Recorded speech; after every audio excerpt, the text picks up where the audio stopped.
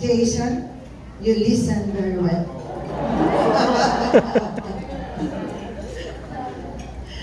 This night is really full of surprises and pasabog. Why surprises? Because I was amazed watching the team bride, the lovely, sexy team brides swaying their hips, sexy hips, and dancing. And also the team groom, they also dance beautifully. And another surprise, Carla and Jason can dance very well. I disagree. That's what my sister said.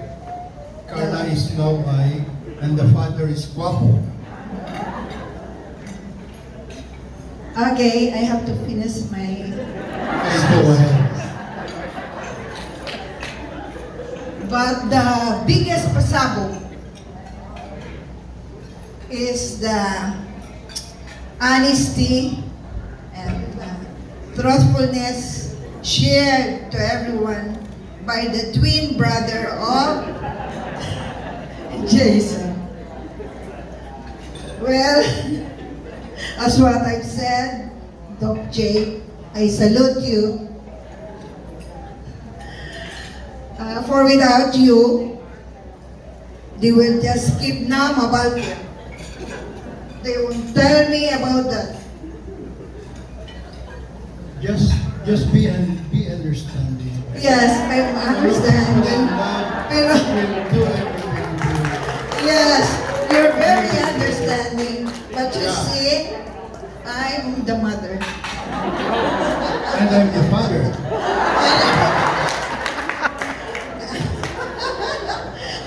No argument about that. Jason, don't be afraid. I will not spunk you. You're big enough to be spunked. Carla, you will have your time later. And I will intercede. How can you Understand intercede? two people in love will do something to Jason, they present Carla to his family in order to scrutinize your daughter. Without our knowledge, Don't worry, that Carla. can be okay. The process is somewhat objectionable, but You there is heard no- that from your dad. Yeah.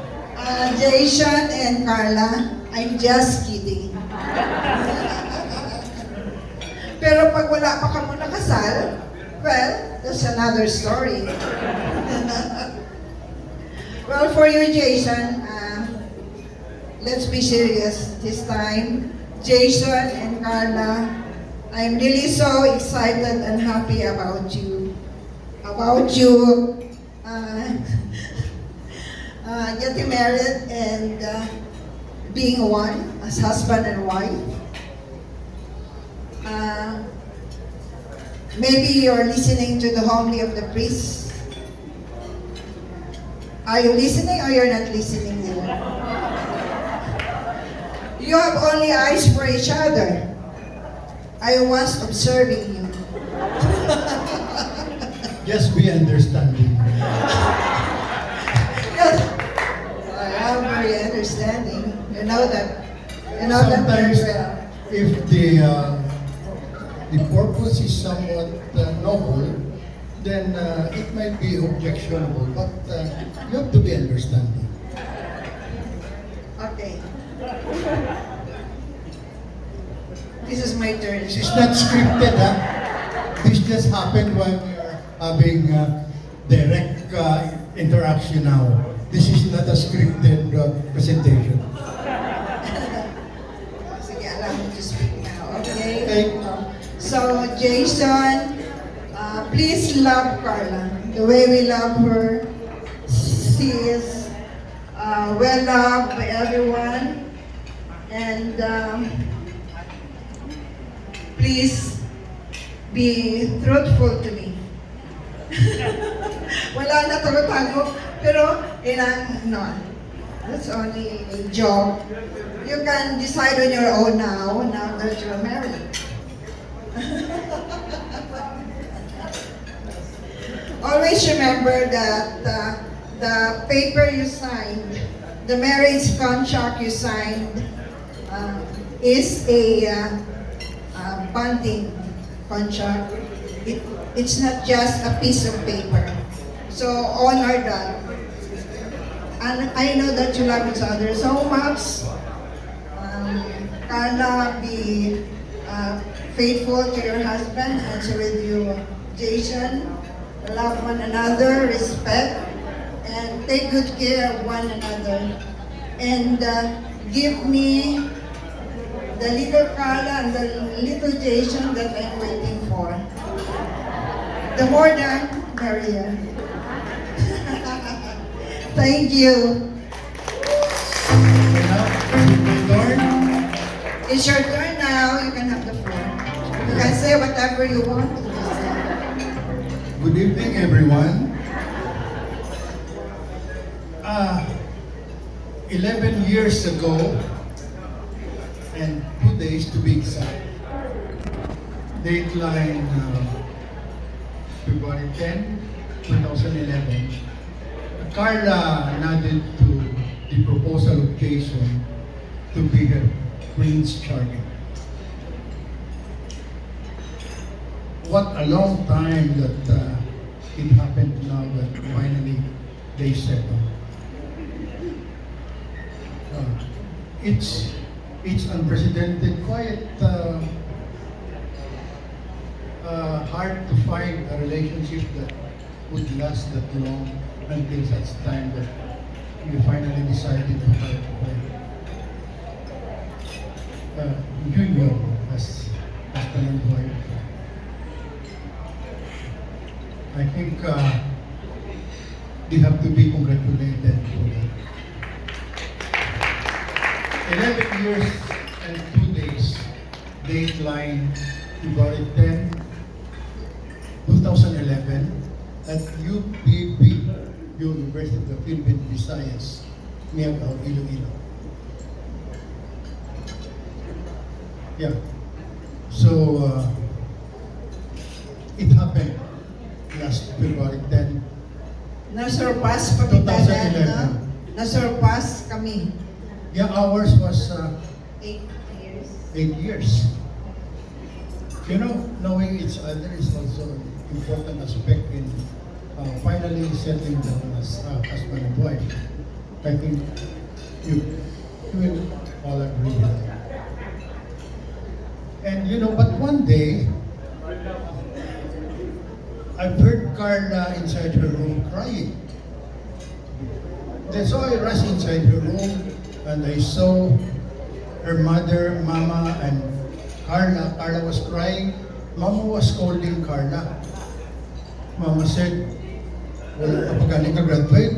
So, ano siya? Wala pa pagkali ka graduate. Nag-nupyo na siya. Carla was kept on crying. And then I interceded. I should say I'm quite the understanding type of parent. Maybe opposite from my wife is somewhat a different pool of thinking.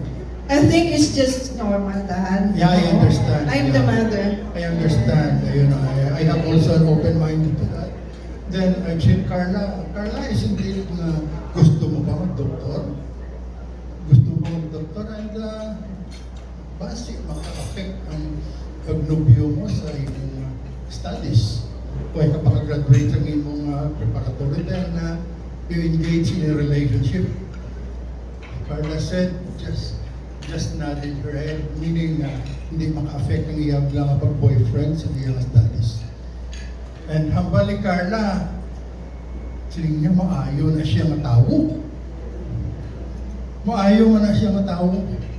So, Carla, just see to it that your future is at stake here. So, make up your mind. It's your future. You know, base siling ko maka-apekto, you know, gusto pa mag-doktor. Yet, boyfriend ka. Then, kasi, niya hindi that, I promise you, So there she is now, and finally, today, they are united by the sanctity of matrimony as man and wife.